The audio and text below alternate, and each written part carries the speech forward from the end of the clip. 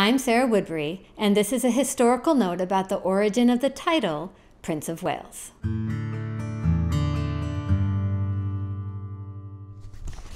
With the death of Queen Elizabeth and the ascension of her son Charles to the throne of England, Charles has designated his son William as the Prince of Wales. Now, readers of my book will remember that the reason the son of the English king is the Prince of Wales is because back in 1284, King Edward hauled his 8-month pregnant wife, Eleanor, to Carnarvon to give birth to Edward II in his half-built castle there.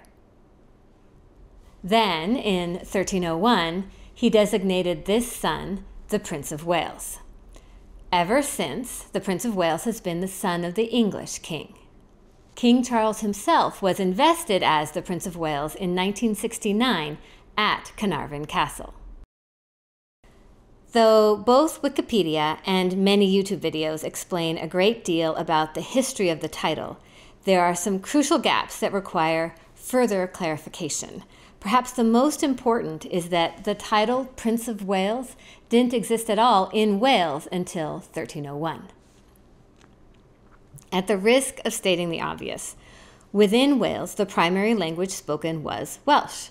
Thus, every Latin, French, or English translation of a Welsh concept is exactly that, a translation.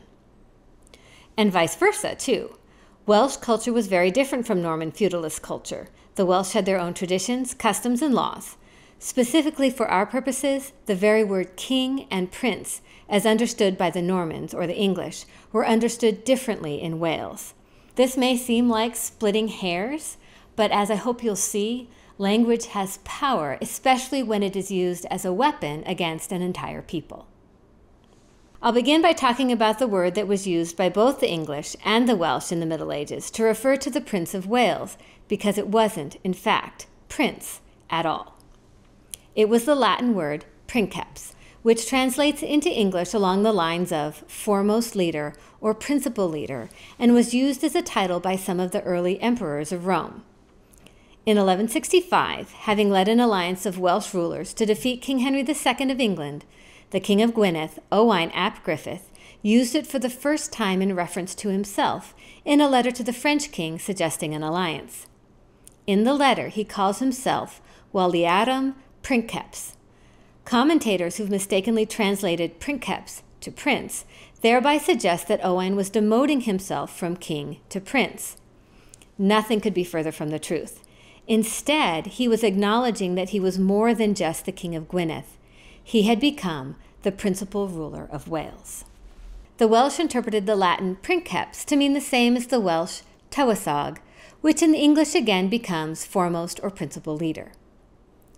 Owain's grandson, Llywelyn ap Iorwerth, used a similar title for himself in the early 13th century, styling himself Tocius Norwali Princeps, which the Welsh understood to mean principal leader of the whole of North Wales.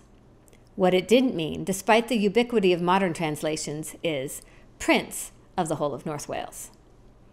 Though the claim that Wales was designated a principality in 1216 is near universal, the actual Latin word used in medieval documents is principatus, which translates to dominion, preeminence, or leadership. The word meant principality only in the sense of being the preeminent, primary, or first place.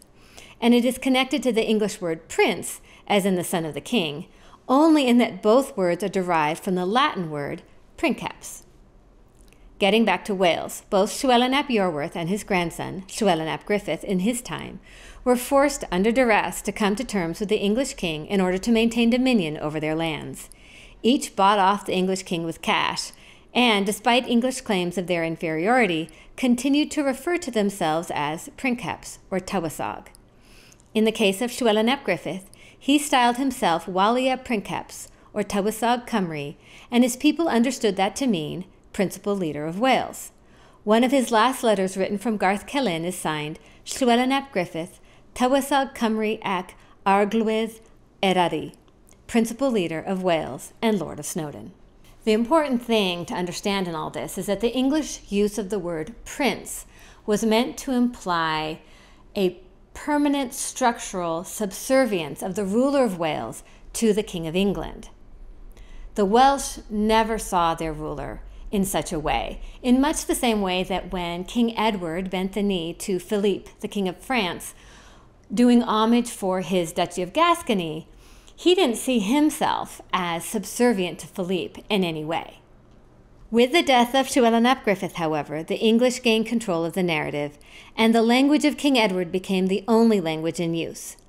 History has shown Edward to have been a master of propaganda throughout his reign, but no more so than his usurpation and then transformation of the title of the principal leader of Wales. Princeps and Tywysog come simply to mean prince. King Edward reserves all power to himself, and then he bestows a now meaningless title on his teenage son.